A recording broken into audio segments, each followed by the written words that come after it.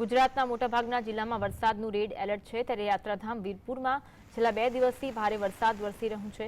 વીરપુરમાં નદી નાણાં પાણીથી છલોછલ છે। ધોધમાર વરસાદને કારણે વીરપુરની સરિયામતી નદીમાં ઘોડાપૂર આવ્યું। સરિયામતી નદીમાં ઘોડાપૂરને લઈ વીરપુરથી મેવાસા, જેપુર, હરિપુર સહિતના 15 જેટલા ગામોને જોડતો રસ્તો પાણીમાં ગરકાવ થઈ જતા બંધ કરાયો। હાલ યાત્રાધામ વીરપુરમાં ભારે વરસાદને કારણે સ્થાનિક તંત્ર દ્વારા લોકોને કામ સિવાય ઘરની બહાર ન નીકળવા તેમજ નદી નાળાના પટમાં અવરજવર ન કરવાની સૂચના આપવામાં આવી।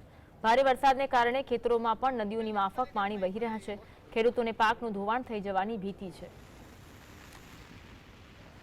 હવામાન વિભાગની આગાહીને લઈને સમગ્ર રાજ્યભરમાં વરસાદ છે તે અવિરતપણે વરસી રહ્યો છે। ત્યારે વાત કરીએ યાત્રાધામ વીરપુરની, તો યાત્રાધામ વીરપુરમાં પણ છેલ્લા 2 દિવસથી સતત અવિરતપણે વરસાદ વરસી રહ્યો છે, જેમને લઈને વીરપુરના જે નદી નાળાઓ છે, અનેક નદી નાળાઓ છે તે છલકાઈ જવા પામ્યા છે। વાત કરીએ વીરપુરની સરિયામતી નદીની, તો વીરપુરની સરિયામતી નદીમાં પણ હાલ ઘોડાપૂર જેવી સ્થિતિ સર્જાઈ છે, જેમને લઈને વીરપુરથી જે મેવાસા, હરિપુર તેમજ વાળા ડુંગરા તેમજ વીરપુરથી જે 15 ગામને જે જોડતો રસ્તો છે તે હાલ પાણીમાં ગરકાવ થવા પામ્યો છે।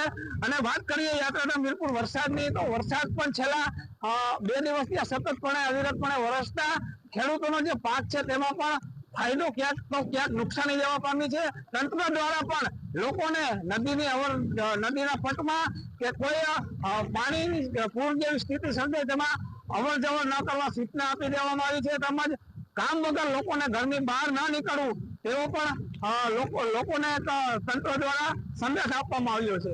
કિશનસિંહ મોરબિયા, GSTV।